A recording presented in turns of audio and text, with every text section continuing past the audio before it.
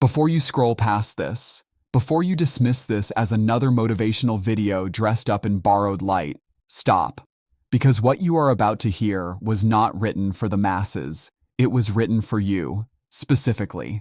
The one who has been carrying a weight that no one around them can see, let alone understand. The one who has been betrayed not once, but repeatedly, by the very people who were supposed to protect them. The one who smiles in public and dissolves in silence. If something in your chest just shifted when you read that, if something ancient and tired and quietly fierce inside you just whispered yes, then understand this.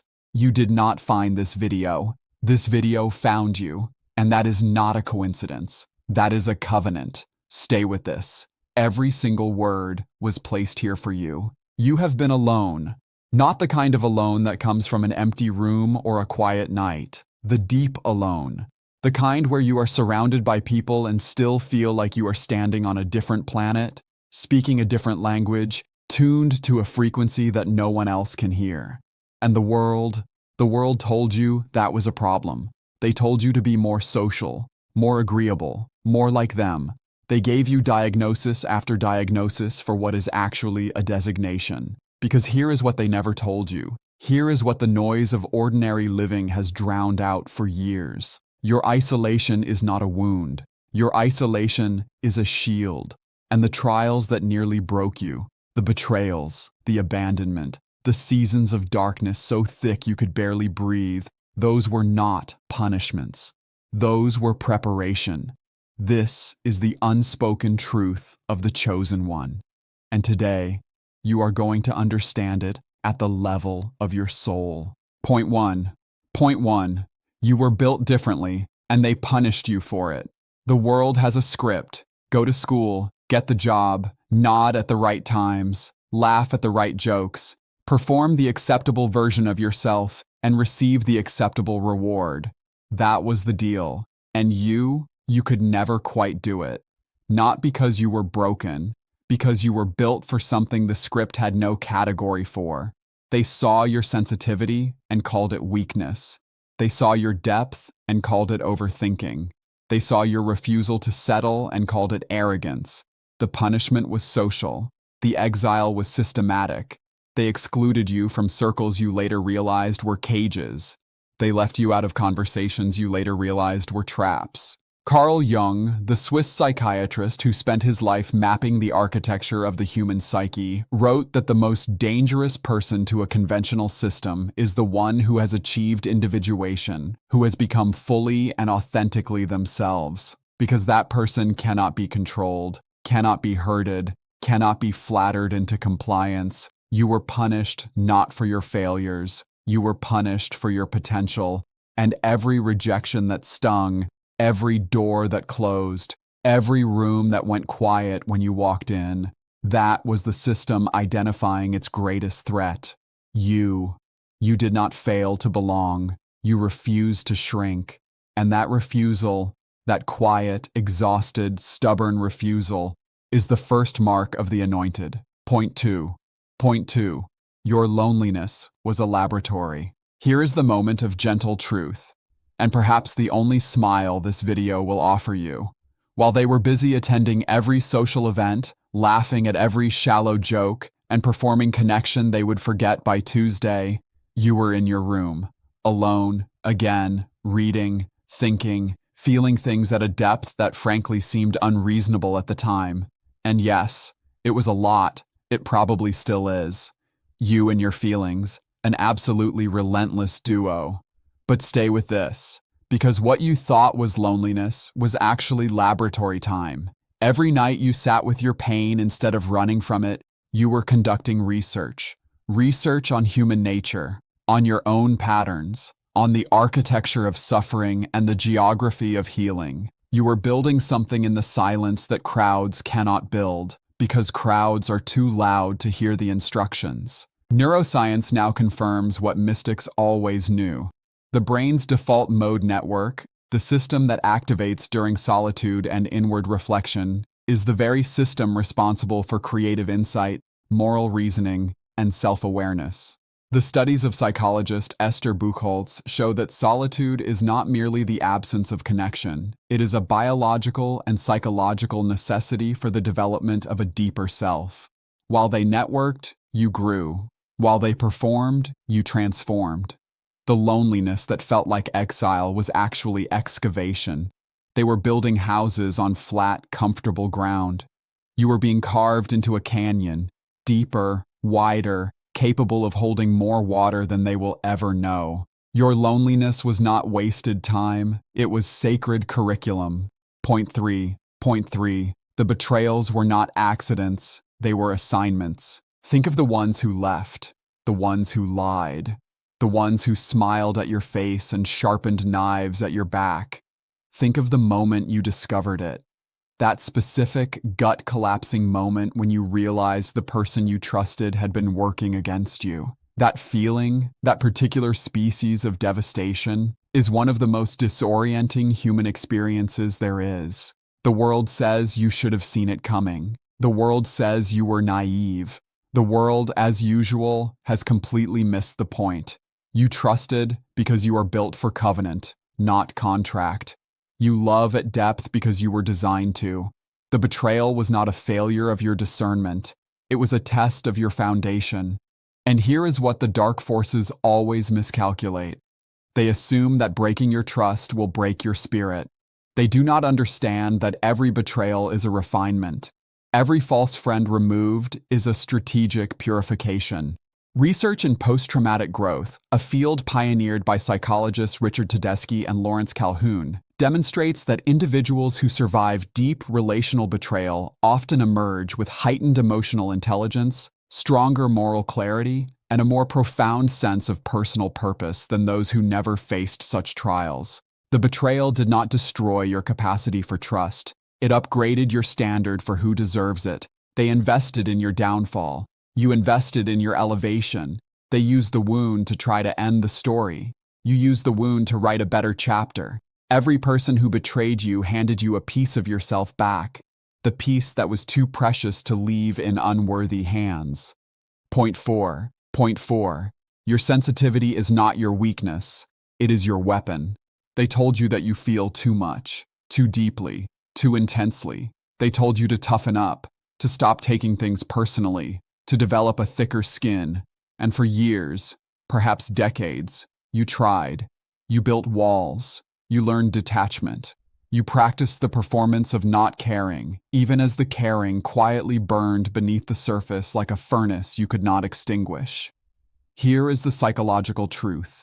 High sensitivity, what researcher Elaine Aron termed the highly sensitive person trait, present in approximately 15 to 20% of the human population, is not a disorder.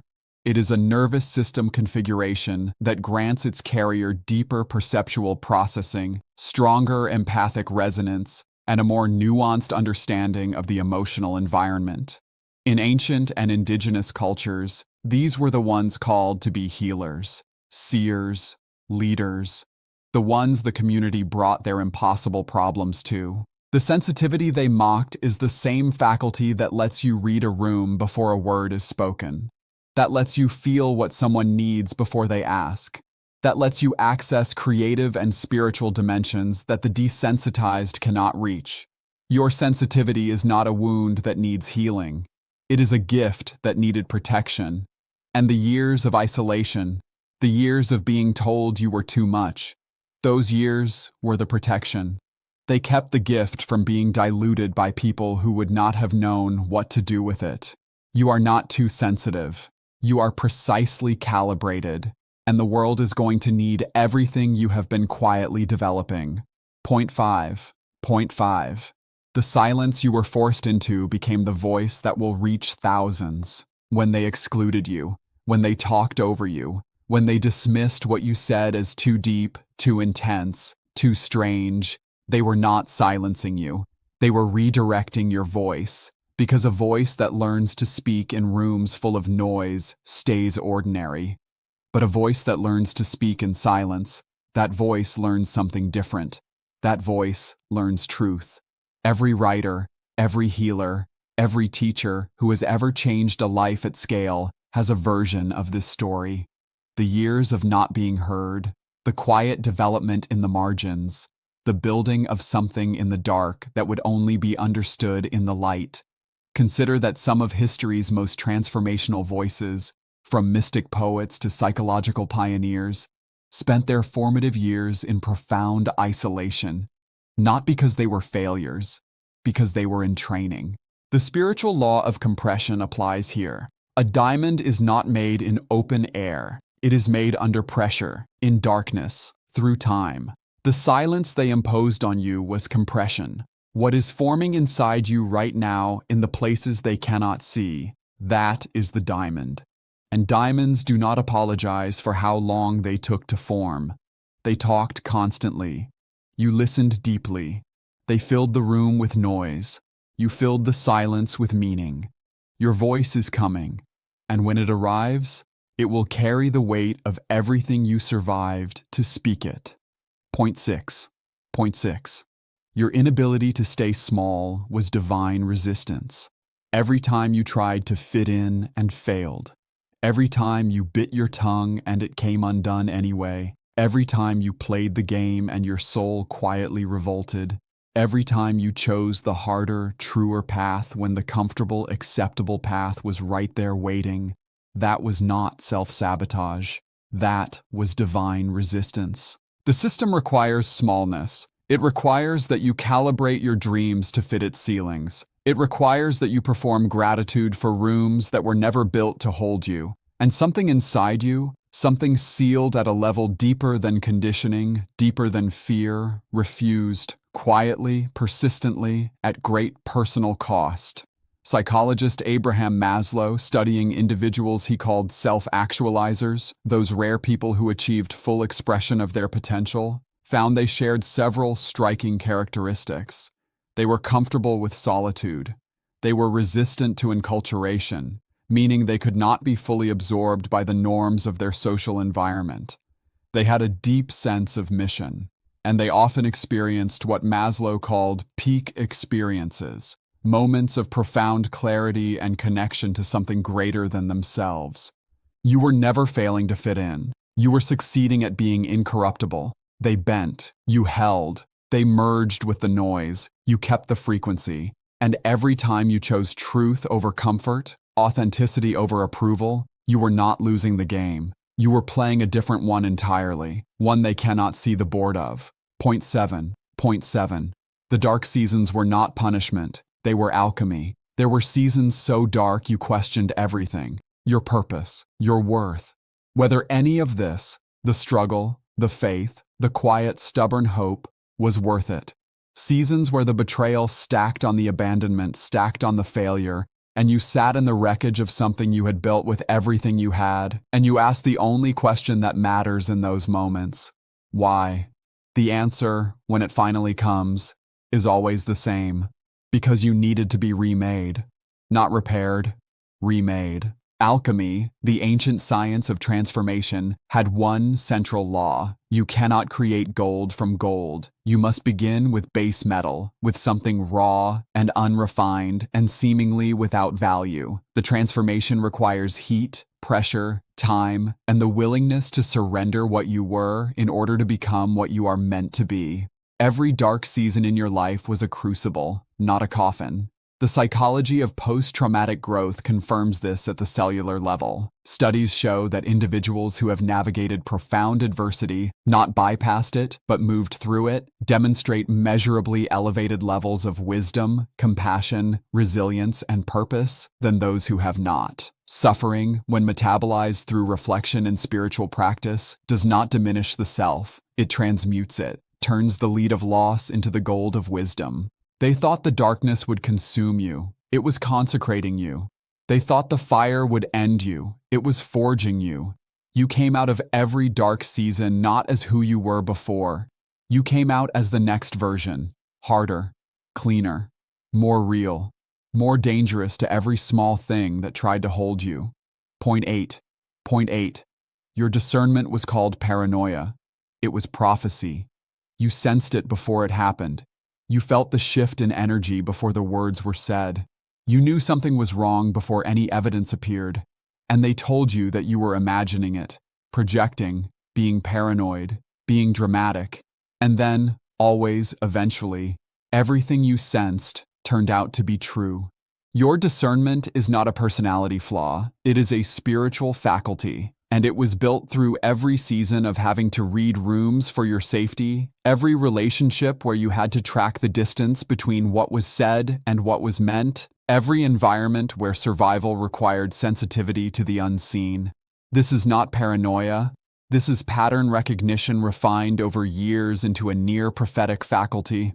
The research on intuition, conducted by scholars like Gary Klein and Gerd Gigerensen, shows that what we call gut feeling is actually the unconscious mind processing enormous amounts of pattern data gathered through experience. In individuals with high sensitivity and complex life histories, this faculty is extraordinarily developed. It fires faster, more accurately, and with more specificity than in those who have lived unchallenged lives. Your instincts were sharpened in the fire of hard experience. Every time you chose not to trust what you felt, it cost you. Every time you honored what you felt, it protected you. The spiritual law here is clear. The anointed ones are given early warning systems, not to make life easier, to make their discernment impeccable. You were not paranoid. You were reading the frequency, and your frequency has been right far more than you have been given credit for. Point 9. You were abandoned by the crowd so you could be found by the covenant. Friendship that costs you your truth is not friendship. Belonging that requires your silence is not belonging. Community that only accepts the performance of you is not community. It is captivity dressed in social warmth. And the people who left, the groups that excluded you, the circles that never quite opened for you, they were not your tribe. They were your training. Because covenant relationships, the ones that are sealed rather than social, deep rather than convenient, cannot form where there is no depth to meet. They cannot root in soil that has not been tested. The people who will eventually walk beside you at the level you are called to, healers, builders, visionaries, those who have been through their own fire, cannot find you in the shallow water. They find you in the deep. Developmental psychologist Mary Ainsworth's research on attachment demonstrated that secure, deeply trusting bonds are formed not by avoiding pain and rupture, but by surviving them together. The capacity for genuine covenant connection is forged in the experience of betrayal and recovery. In other words, you had to lose the false bonds in order to develop the depth that genuine bonds require. The abandonment was not the end of your belonging story. It was the prerequisite for its truest chapter. They left, and in leaving, they made space. Space you could not have seen while they were filling it. The right people are coming. Some are already in your periphery, waiting for you to trust again. And when you meet them, you will know, because they will not require your smallness. They will be the first ones to have ever required your fullness. Point 10. Your isolation was a shield, and now it is becoming a throne. This is the point everything has been building toward. This is the synthesis of every trial, every silence, every season of darkness, every betrayal, every closed door, every room that didn't hold you. Because isolation, true, unchosen, spiritually purposeful isolation, is not a wound that needs healing. It is a chrysalis. And you, chosen one, are not still in the process of being broken. You are in the final stages of emergence. The shield was real. The isolation kept out what would have diluted you.